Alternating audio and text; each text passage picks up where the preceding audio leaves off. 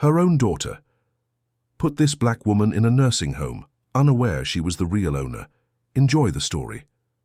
The porcelain teacup trembled in Mabel Johnson's weathered hands, a delicate contrast to the strength that had carried her through 74 years of life. Morning light spilled across her modest kitchen, illuminating the worn linoleum and faded curtains that had witnessed 2 decades of her life. Family photos lined the wall, captured moments of birthdays, graduations, and quiet Sunday afternoons. She placed the cup down, steadying herself against the counter. The pain in her hip had been growing worse, but she'd learned long ago that some aches were meant to be endured in silence. The kettle whistled sharply as her legs suddenly gave way. She reached desperately for the counter but found only air. Her body crumpled to the floor with a dull thud, the teacup shattering beside her, its fragments scattering like the pieces of her dignity. For a moment, she lay still, assessing the damage, more to her pride than her body.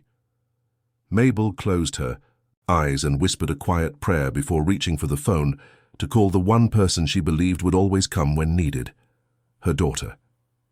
Vanessa arrived 2 hours later, her designer heels clicking authoritatively across the linoleum.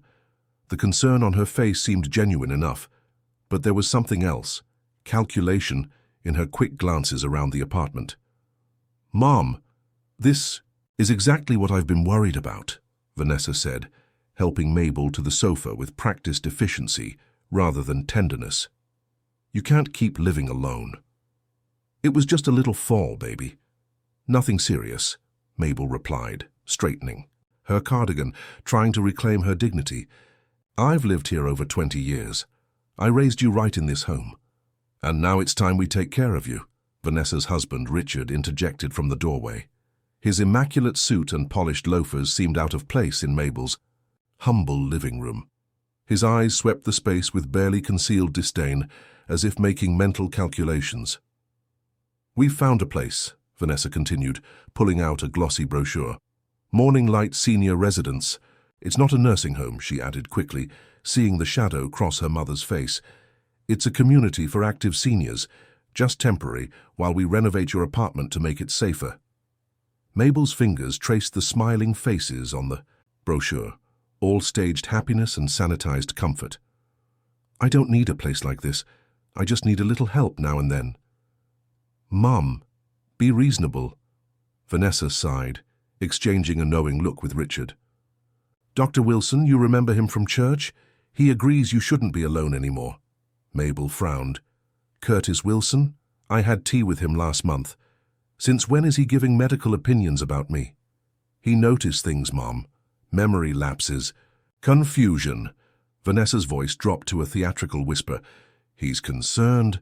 The betrayal stung worse than the fall. Curtis Wilson had spent barely 15 minutes in her company, mostly talking about his new boat. Now he was diagnosing her. From afar. But the real pain came from Vanessa's readiness to believe the worst about her mother's mind. Over the following weeks, the pressure mounted. Phone calls increased, always circling the same drain. Casual comments about seniors who thrive in community settings and frightening statistics about elderly falls. Richard brought paperwork, endless, forms that Mabel could barely focus on through her growing anxiety. "Just temporary," became Vanessa's mantra. "Just until we make your place safer." Exhausted by the constant barrage and wanting desperately to believe her daughter's intentions were pure, Mabel finally agreed. She packed a small suitcase, photo albums, her Bible, the hand-crocheted blanket she'd made for Vanessa's birth. She watered her plants one last time, trailing her fingers along the familiar walls before locking the door behind her. Morning. Light looked nothing like the brochure. The grand entrance gave way to sterile corridors that smelled of industrial cleaner and cafeteria food. Her suite was a Spartan room with institutional furniture and a window that offered a view of the parking lot. That first night, Mabel wept quietly into her pillow, clutching the crocheted blanket like a lifeline to the home she'd already begun to miss. The days blurred together in a monotonous routine. Meals at rigid hours, activities that felt more like obligations than pleasures, and the indignity of staff who spoke to residents as if volume could compensate for respect. Mabel found herself retreating inward, her natural warmth dimming under the fluorescent lights. Vanessa's visits grew increasingly sporadic. When she did appear, it was with hurried kisses and distracted conversation. One dreary Tuesday afternoon, as they sat in the communal garden, more concrete than green, Mabel finally asked the question that had been burning in her heart. "When can I come home, Vanessa? It's been nearly 2 months now." Her daughter's eyes darted away, finding sudden interest in a distant bird. "There's been a change of plans, Mom." Mabel's heart constricted. "What kind of change?" "The renovations. They were more extensive than we thought. The contractor found serious issues, electrical, plumbing." Vanessa's words tumbled out too quickly. "We had to make a difficult decision. We had to let the apartment go." The world tilted beneath Mabel. "Let it go. That was my home, Vanessa. Everything I own was there. We saved what was important." Vanessa rushed to assure her, though she couldn't quite meet her mother's gaze. "The rest, well, the money's in a fund, for your care here. It's better this way, Mom. You'll be safe." What Vanessa didn't say, what Mabel would learn later through a tearful phone call from her former neighbor, was that her furniture had been sold at estate prices, her treasured belongings divided between goodwill donations and dumpsters. The apartment wasn't being renovated. It had been emptied and released back to the landlord. Her daughter had erased her life with clinical efficiency. The betrayal was a physical pain, sharper than any fall. At night, Mabel would lie awake in the unfamiliar bed, trying to reconcile the daughter she'd sacrificed everything for with the woman who had discarded her so easily. There had been signs over the years: Vanessa's increasing materialism, her marriage to Richard with his corporate ambitions and casual cruelty, her growing embarrassment of her mother's simple life. Still, Mabel had never imagined this complete abandonment. One afternoon, Vanessa appeared with a leather portfolio and a too-bright smile. "Just a few documents to sign, Mom. Legal formalities for the home." Weary and heartbroken, Mabel signed, without reading, a power of attorney, financial authorizations, medical directives. Each signature felt like another piece of herself being surrendered. Her daughter had taken her home, her possessions, and now demanded her autonomy as well. That night, curled around her sorrow, Mabel whispered into the darkness, "Lord, if this is to be my end, let me find peace in it." But deep inside, beneath the hurt, something else stirred, an ember of the fire that had carried her through far worse than this. What Vanessa didn't know, what no one knew, was that Mabel Johnson had never been merely the humble woman she appeared to be.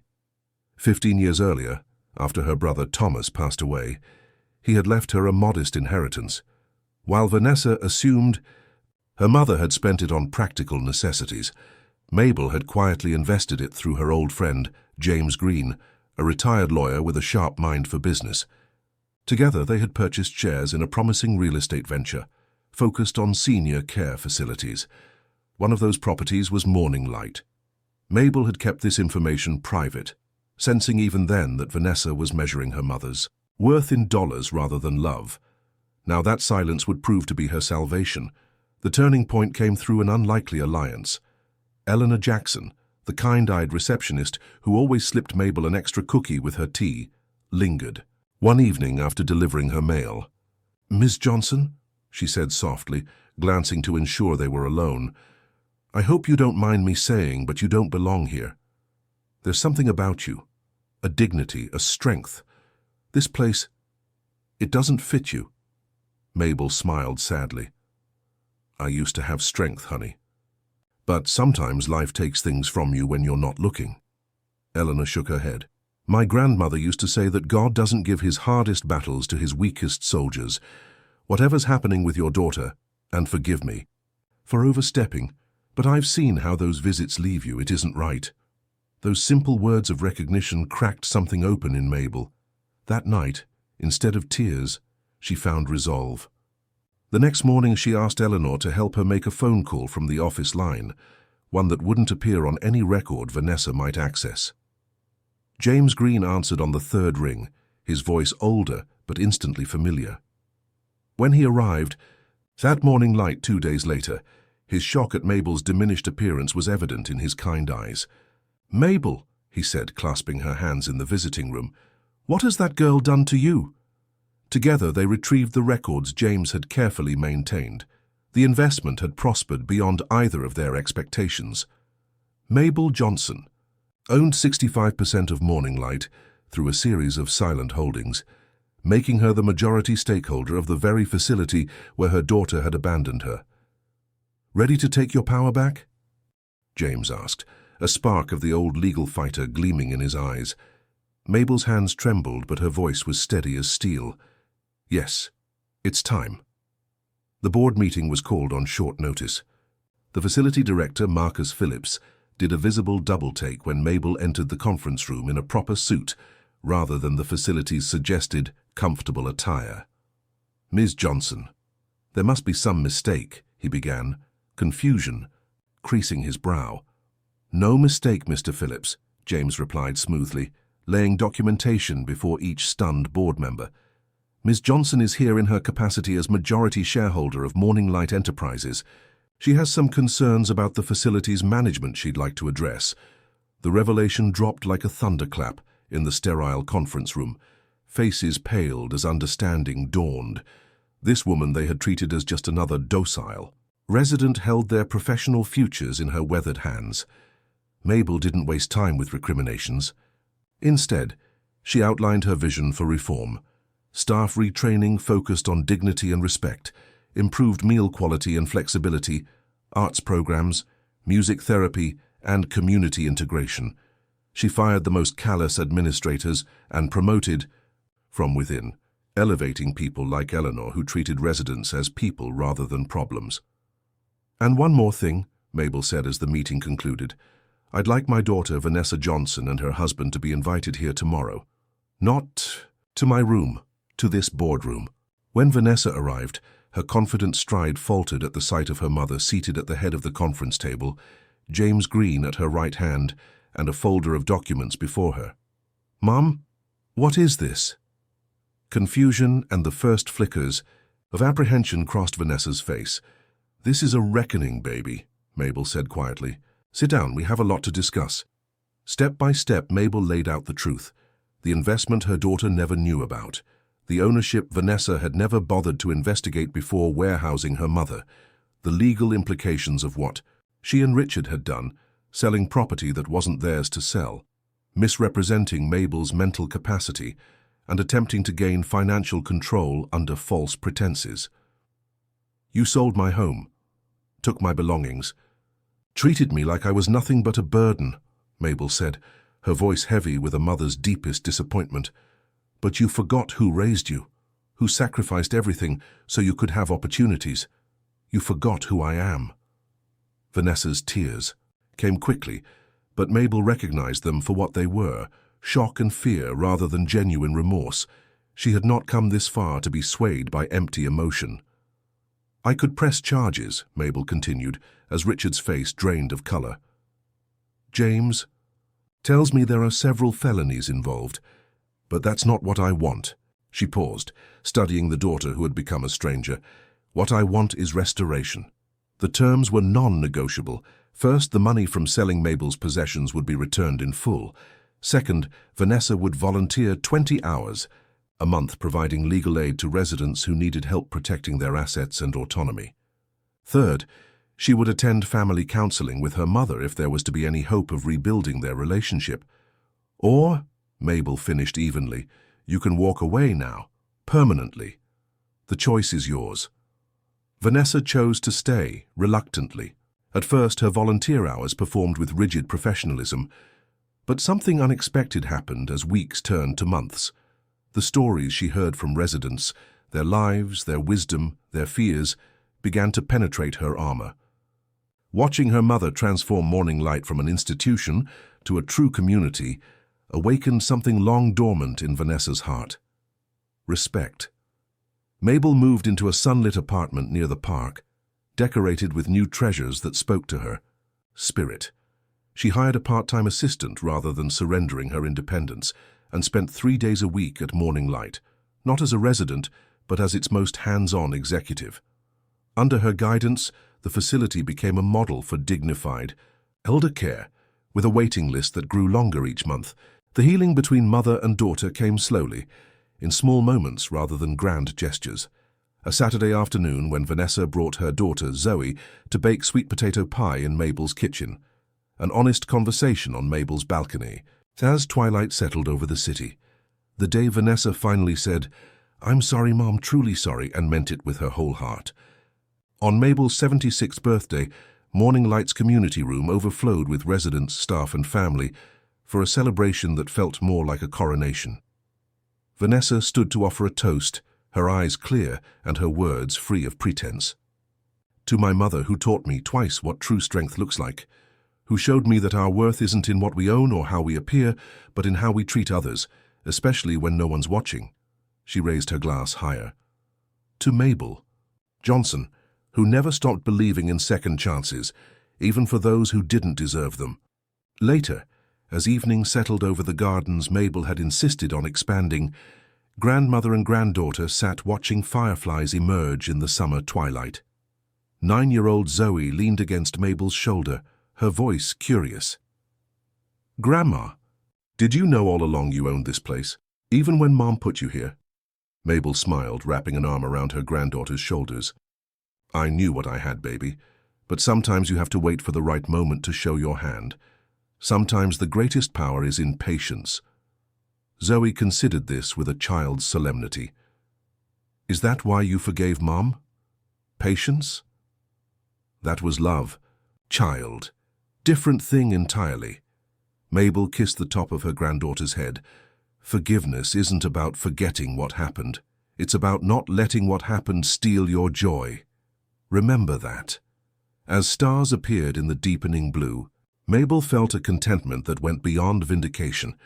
She had reclaimed not just her dignity and autonomy, but something more precious, her daughter's soul. The journey had been painful, but necessary, for both of them. Have you ever witnessed someone being underestimated because of their age or appearance, only to reveal hidden strength? Share your story in the comments below. In the months that followed, Morning Light's transformation continued. Mabel instituted a wisdom council of residents who advised on everything from menu planning to activity schedules. She brought in artists to teach classes, musicians for weekly concerts, and established a garden where residents grew vegetables for the kitchen. The institutional feel dissolved, replaced by genuine community. Vanessa's professional expertise proved unexpectedly valuable. With her legal background, she helped dozens of residents review their financial arrangements, often discovering and rectifying predatory situations similar to what she herself had attempted. The irony wasn't lost on her, and her initial resentment gradually transformed into genuine advocacy. One Christmas Eve, as a gospel choir filled the community room with joyful sound, Mabel observed her daughter across the room. Vanessa was helping an elderly man with trembling hands write a card to his grandson. Her attention was complete, her patience evident. When she finished, she didn't rush away, but sat listening to his stories, laughing at his jokes, treating him with the same respect she had once denied her own mother. Would the final walls between them ever completely fall? Mabel couldn't know. Some wounds leave permanent scars. But watching Vanessa now, really seeing her, Mabel recognized something profound. Her daughter was finding her way back to the person Mabel had raised her to be.